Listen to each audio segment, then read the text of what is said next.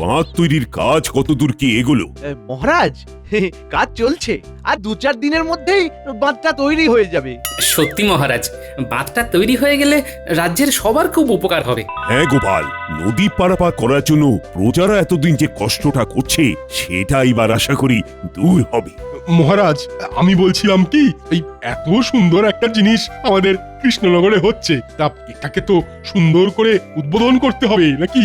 হ্যাঁ, এই এতদিনে সেনাপতি মশাই একটা কাজের কথা বলেছেন। তোমরা একেবারে আমার মনের কথাটাই বলেছ। আমিও এই একই কথাটাই ভাবছিলাম, বুঝলে মন্ত্রী। আগে হ্যাঁ মহারাজ। আগামী সোমবার, না সোমবার না, বুধবার, আগামী বুধবার বাঁধটা তৈরি সম্পন্ন হবে তো? আগে হ্যাঁ মহারাজ, হয়ে যাবে।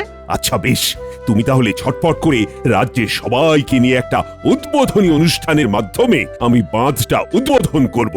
আপনার যেমন ইচ্ছে মহারাজ। সেনাপতি, রাজ্যে ঢেড়া পিটিয়ে দাও, আগামী বুধবারে কৃষ্ণনগরের প্রথম বাঁধ উদ্বোধন হচ্ছে। জি আজ্ঞে মহারাজ।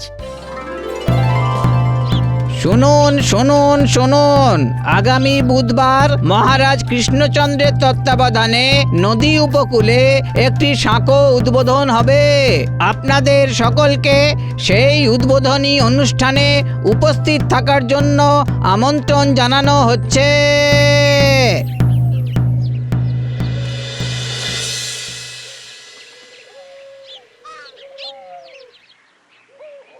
ওহ বাবা, এই পুরনো বাঁশের বাঁধের জন্য আবার উদ্বোধনী অনুষ্ঠান। পুরনো বাঁশ দিয়ে যে তৈরি সেটা আমি আর তুমি জানি, মহারাজ কি জানেন? তবে মন্ত্রীমশাই, ওই আপনার মাথায় কিন্তু ওই কুট বুদ্ধি আছে, এটা বলতেই হবে। হ্যাঁ, ওই এমন ভাবে পুরনো বাঁশ দিয়ে বাঁধটা তৈরি করলেন যে কেউ কিছু বুঝতেই পারলো না। আর কেউ যেন কোনো সন্দেহ না করতে পারে, তার কারণে তুমি যে পুরনো বাঁশগুলোকে রং করার পরিকল্পনাটা দিলে সেটা বুঝি খুব সুবুদ্ধি। হ্যাঁ, এই তবে মন্ত্রীমশাই, ওই এইভাবে যদি আমরা মিলেমিশে কাজ করি না, তাহলে কিন্তু ওই দুজনেরই পকেটটা না বেশ ভালোই গরম গরম হবে। হ্যাঁ, সে তো করবোই, কিন্তু তোমার জামাই বাবু মানে ওই গোপালও আবার লোকটা মোটেও ভালো না, না ও আবার আমাদের এই কর্মকাণ্ডগুলো ধরে না ফেলে। ধরলেই হলো। হ্যাঁ, এত কষ্ট করে মাথা খাটিয়ে বুদ্ধি বের করলাম, সে কি আর এমনি এমনি? হ্যাঁ, ওই জামাইবাবুর ব্যাপারটা না আপনি আমার উপরেই ছেড়ে দিন। হ্যাঁ, ওটা আমি বুঝে নেব। বাহ বাহ বাহ, বাঁধটা তো দেখতে বেশ হয়েছে। মন্ত্রী, আমার খুব পছন্দ হয়েছে। ধন্যবাদ মহারাজ, আশীর্বাদ করুন এইভাবেই যেন কৃষ্ণনগরের প্রত্যেকটা কাজে আমি আসতে পারি। না না না না, খালি হাতে তো আমি আশীর্বাদ করি না। এই নাও, এটা ধরো। মহারাজ, এসবের আবার কি দরকার ছিল? আরে তুমি এত সুন্দর একটা কাজ করেছো, এটা তোমার প্রাপ্য। আরে নাও নাও, ধরো।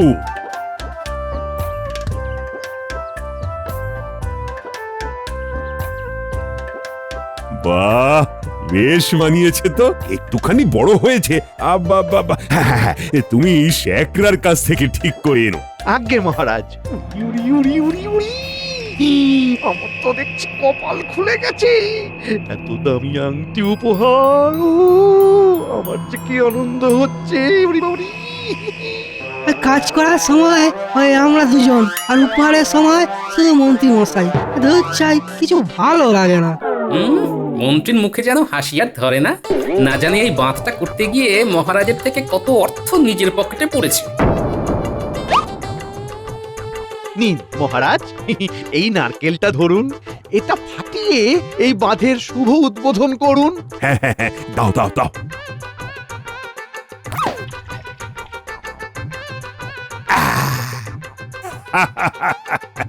হ্যাঁ, তাহলে শুভ উদ্বোধন হয়ে গেল। এইবার তাহলে বাঁধে পা রাখার পালা। মন্ত্রী মশাই, আর দেরি করবেন না, মহারাজকে এবার আটকান। মহারাজ দাঁড়ান দাঁড়ান। কি হলো মন্ত্রী? বলছিলাম কি, এই বাঁধটা তৈরির জন্য গোপালই বেশি উৎসাহিত ছিল, ওর উদ্যোগেই তো এই বাঁধ নির্মাণ করা হলো। তাই আমি চাইছিলাম যে গোপালই প্রথম এই বাঁধে পা দিক। হ্যাঁ হ্যাঁ হ্যাঁ মন্ত্রী, তুমি একেবারে ঠিক কথা বলেছ। গোপাল, তোমার উৎসাহের কারণেই বাঁধটা তৈরি হয়েছে, তাই তুমি প্রথম এই বাঁধে পা দেবে। না না মহারাজ, এ আপনি কি বলছেন? আপনি থাকতে আমি? না না না। আরে তাতে কি হয়েছে? মহারাজ তো নিজেই বলছেন তোমাকে যেতে, আর আমরা সবাই চাই যে এই বাঁধে তোমার পায়ের ধুলোই প্রথম পড়ুক। এই তাই তো? হ্যাঁ হ্যাঁ, আমরা সবাই চাই, সবাই চাই। দেখেছো তো, দেখেছো, সবাই চায় তুমি প্রথম বাঁধে ওঠো। নাও নাও নাও গোপাল, নাও, আর দেরি করো না গোপাল, নাও। কি ব্যাপার, মন্ত্রী মশাই আমাকে প্রথম এই বাঁধে পা রাখার জন্য এত ব্যস্ত হয়ে উঠেছেন কেন? তার মানে কি বাঁধে কোনো গন্ডগোল আছে? এই যে গোপাল, আর দাঁড়িয়ে থেকো না। কিন্তু মহারাজ, জামাই বাবু এত জেদ করো না তো। মহারাজ যেটা বলছেন সেটা শোনো। হ্যাঁ, উঠে পড়ো দেখি।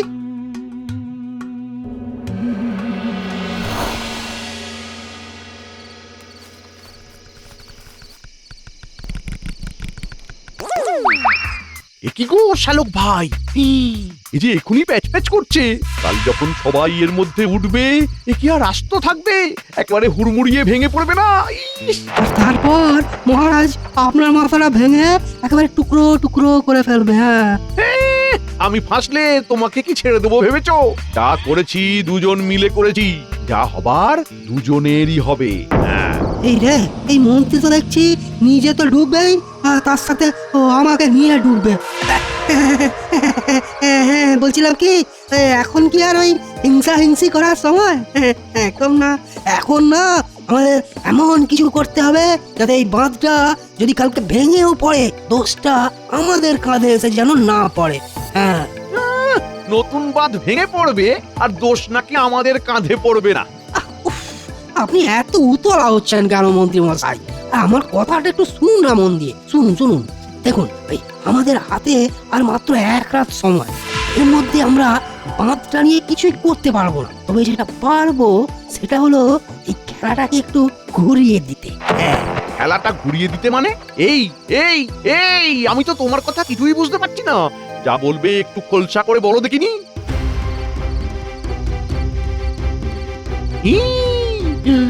আরে এটা তো দারুণ উপায়। হ্যাঁ, একদিকে সাপও মরলো আর লাঠিটাও ভাঙলো না। একেবারে গুলুমুলু। এই জন্যই তো তোমাকে তো ভালো লাগে আমার।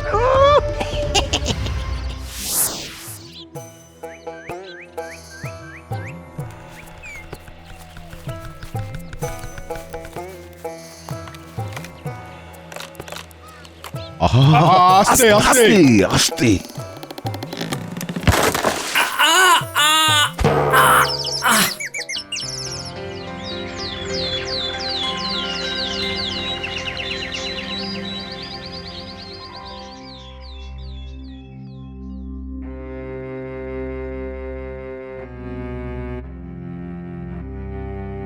জলের মধ্যে পড়েছে তো সেরকম কোনো চোট লাগেনি, তবে একটু বিশ্রামে থাকতে হবে, এই আর কি। কি যে আর বলি তোমাকে গোপাল, এখন তো বয়স হয়েছে, একটু তো হাঁটাহাঁটি করে চেহারাটা কমাতে পারো।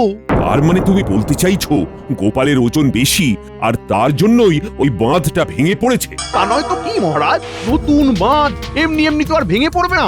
এই অবস্থায় বলতে খারাপ লাগছে, তাও বলতে হচ্ছে যে গোপাল, তুমি তোমার ওজনটার দিকে একটু নজর দাও, বুঝলে?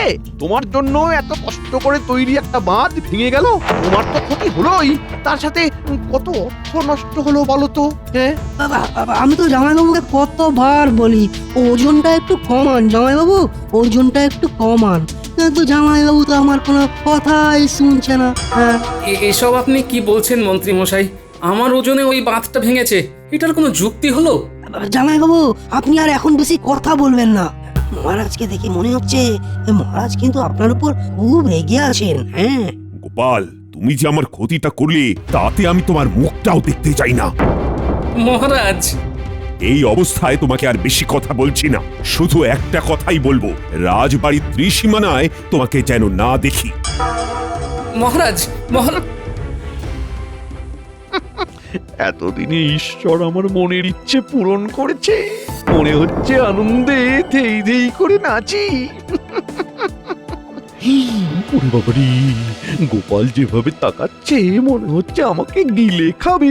চুপচাপ কেটে পড়ি।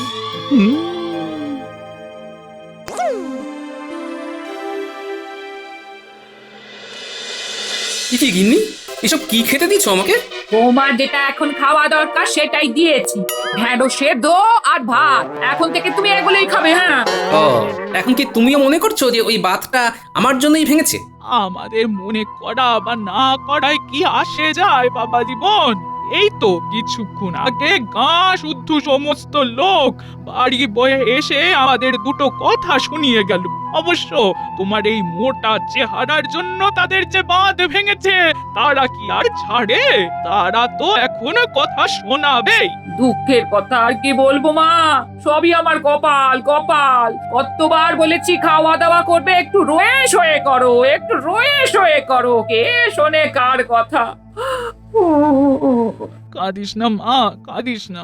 আর জামাইবাবু, কমলালেবু, আজ যদি আপনি আমার দিদির কথা শুনতেন তাহলে এই ঢেঁড়স সেদ্ধ আর ভাত খেতে হতো না, এই মুড়োটা আপনিই খেতেন। তাই কি করবেন বলুন? এইটাই না হয় এখন ওই মাংসের হাড় ভেবে খেতে হবে। নিন নিন নিন নিন নিন, খেনিন খেনিন, কড়াক কড়াক করে খেনিন দেখি। হ্যাঁ,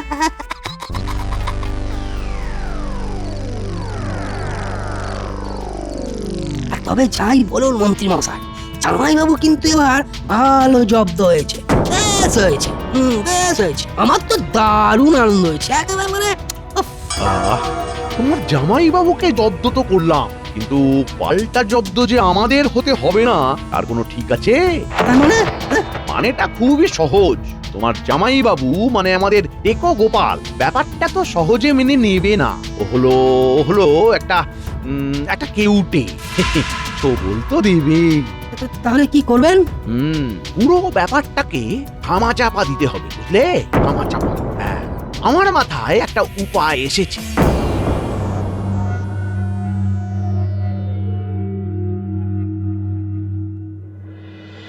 মন্ত্রীমশাই, কালকেই আমাদের একটা যাত্রাপালা আছে। এই সাজটা আমাদের লাগতো, মালিক তো দিতেই চাইছিল না, কিন্তু আমি বলে কয়ে অনেক কষ্ট করে জোগাড় করে দিলাম। আমাকে কিছু অর্থ বেশি দিয়ে না। আরে আরে, আহা, তুই অর্থ নিয়ে চিন্তা করিস না, বলছি তো ঠিক সময়ে পেয়ে যাবি। এইবার দে দেখি, দে আমার জিনিসটা দে তো। এই যে, এই নিন, ধরুন মন্ত্রীমশাই।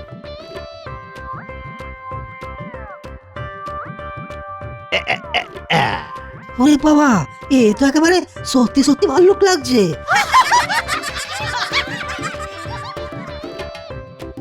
এইবার জমবে আসল খেলা।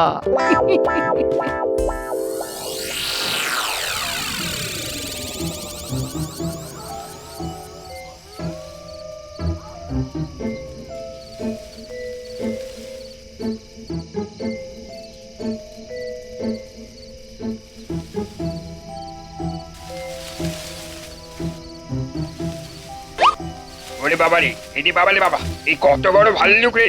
আরে জমির সব ফসল শেষ করে দিচ্ছে গো! পালাও পালাও পালাও!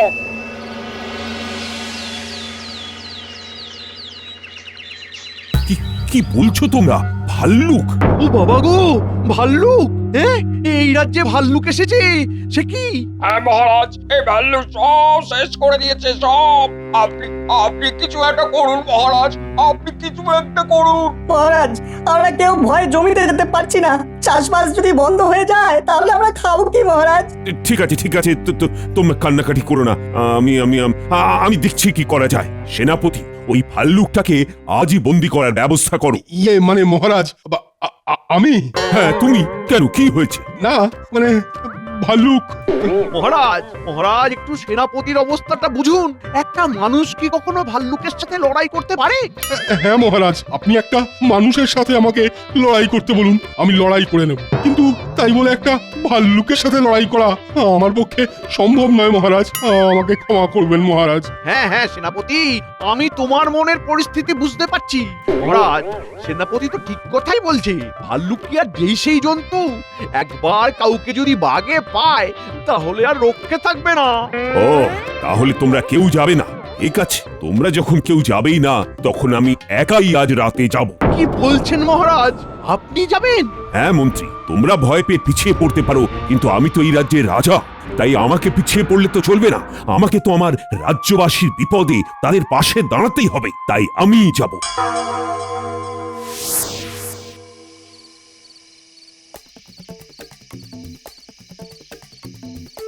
মহারাজ, কি ব্যাপার গোপাল, তুমি আবার রাজবাড়িতে এসেছো? তোমাকে না এখানে আসতে বারণ করেছিলাম? মহারাজ, রাজ্যের এই বিপদ শুনে আমি কিভাবে না এসে থাকতে পারি বলুন তো? শুনলাম ওই ভাল্লুককে ধরতে রাজসভাসদদের কেউ যেতে চাইছে না, তাই আজ রাতে নাকি আপনি একাই যাবেন। তোমাকে এত কথা কে বললো? রাজ্যের বিপদ শুনে আমি রাজবাড়িতে আসছিলাম, তখনই রাস্তায় বিজ্ঞানীর সাথে দেখা। বিজ্ঞানী আমাকে সব বলল। মহারাজ, আমিও আপনার সাথে যেতে চাই। তুমি? হ্যাঁ মহারাজ, আমি জানি আপনি অনেক সাহসী, তবুও ভাল্লুকের নাম যখন আসছে মহারাজ, আমি যেতে চাই মহারাজ। উরি বাবা, একেবারে কাঁদায় ভর্তি।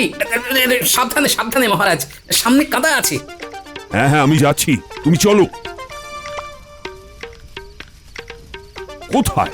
এখানে তো কোথাও কোনো ভালুক দেখতে পাচ্ছি না। আরে, ওই ঝোপের আড়ালে কিছু একটা নড়ছে বলে মনে হচ্ছে। কোথায়? ওই দেখুন দেখুন, ওই তো আবার নড়ছে।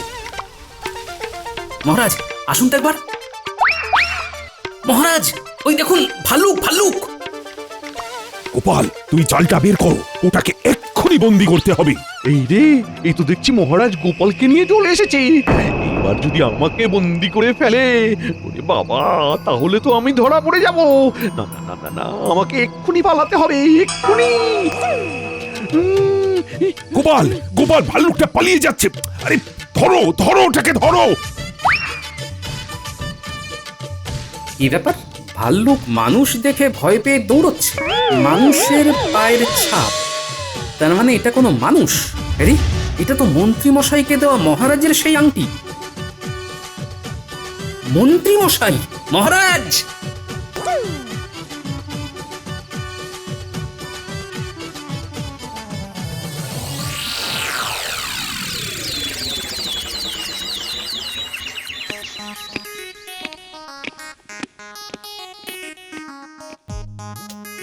কি ব্যাপার?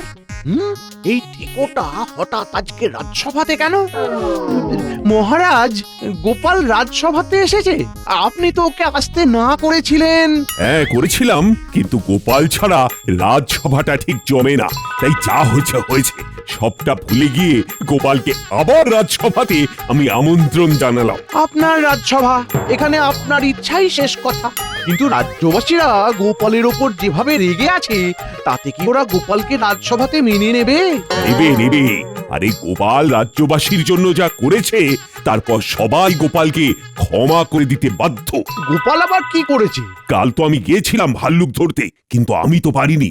গোপাল একা হাতে সেই ভাল্লুকটাকে ধরেছে আর জঙ্গলে ছেড়ে এসেছে। কি? গোপাল ভাল্লুকটাকে ধরেছে? হ্যাঁ ধরেছে তো। যাক বাবা, আমি নিশ্চিন্ত। গোপাল, রাজ্যকে এই বিপদ থেকে উদ্ধার করার জন্য আমি তোমাকে 500 স্বর্ণ মুদ্রা উপহার হিসেবে দেব। মহারাজ, ভাল্লুকটাকে ধরতে আমার খুব কষ্ট হয়েছে। 500 মোহরে কি হবে বলুন তো? আমার একটা ছোট্ট আবদার আছে মহারাজ। হ্যাঁ হ্যাঁ, বলো না কি আবদার। আজ আমি তোমার সব আবদার রাখবো। আমাকে 1000 স্বর্ণ মোহর দিতে হবে। আচ্ছা আচ্ছা, তাই হবে তাই হবে। মিথ্যে কথা, মিথ্যে কথা। মহারাজ, মহারাজ, গোপাল আপনাকে মিথ্যে কথা বলছে। ওই ভাল্লুকটাকে ধরতে পারেইনি। কে বললো মন্ত্রী মশাই আমি মিথ্যে কথা বলছি? চুপ করো, তুমি চুপ করো। আমি জানি তুমি মিথ্যে কথা বলছো। মহারাজ, মহারাজ, গোপাল মোহরের লোভে এইসব বানিয়ে বানিয়ে বলছে। ওকে আপনি 1 মোহরও দেবেন না। ওই ভাল্লুকটাকেও কিছুতেই ধরতে পারে না। কেন কেন ধরতে পারে না কেন? কারণ কারণ ওই ভাল্লুকটা কিভাবে যে মহারাজকে বলি। কারণ ওই ভাল্লুকটা হলেন আপনি। কি তাই তো মন্ত্রী মশাই? আমি আর মানে করে কোনো লাভ নেই মন্ত্রী। তোমার সব ছলাকলা আমরা ধরে ফেলেছি। আর এই হলো তার প্রমাণ। কি মন্ত্রী মশাই, এই আংটিটা আপনার তো? তোমার আর পালাবার পথ নেই মন্ত্রী। এইবার চুপচাপ আসল সত্যিটা স্বীকার করো তো, নইলে তো তুমি জানোই সত্যিটা পেট থেকে কিভাবে বের করতে হয় সেটা আমি ভালো করেই জানি। মহারাজ মহারাজ আমাকে ক্ষমা করে দিন, লোভে পড়ে আমাকে এসব করতে হয়েছে মহারাজ। লোভে পড়ে মানে? আসলে আসলে ওই বাঁধটা গোপালের জন্য ভাঙেনি মহারাজ, ওটা আসলে পচা বাঁশ দিয়ে তৈরি হয়েছিল। কি পচা বাঁশ দিয়ে ওই বাঁধ তৈরি করেছিলে? হ্যাঁ মহারাজ, ভেবেছিলাম এতে আপনার থেকে বেশি বেশি করে অর্থ নিয়ে নিজেদের পকেট ভরতে পারবো। নিজেদের মানে? আপনার সাথে আর কে ছিল? তোমার শ্যালক। ও আচ্ছা, এইবার বুঝলাম। ঠিক আছে, ওকে তো আমিই দেখে নেব। কিন্তু তাহলে এই ভাল্লুক সেজে লোকের ক্ষতি করার মানে কি? এই পুরো ব্যাপারটা যাতে ধামাচাপা পড়ে যায়, তাই আমরা পরিকল্পনা করে এই ভাল্লুকের নাটকটা করেছি। মহারাজ আমাকে ক্ষমা করে দিন। প্রথমে মহারাজ, গোপালের নামে আমাকে দোষ, ক্ষমা করে দিন। তারপর রাজ্যবাসীদের এত বড় ক্ষতি, এত বড় অন্যায় করে ক্ষমা চাইছো কোন মুখে? রাজ্যবাসীদের তুমি যে ক্ষতিটা করলে তার মাসুল যে তোমাকেই দিতে হবে মন্ত্রী। আগামী 1 বছর তোমাকে বিনা পারিশ্রমিকে কাজ করতে হবে, আর তোমার বেতনের টাকা আমি তুলে দেব ক্ষতিগ্রস্ত রাজ্যবাসীদের হাতে, আর ওই বাঁধটারও ক্ষতিপূরণ তোমাকেই দিতে হবে। হ্যাঁ নয় হ্যাঁ।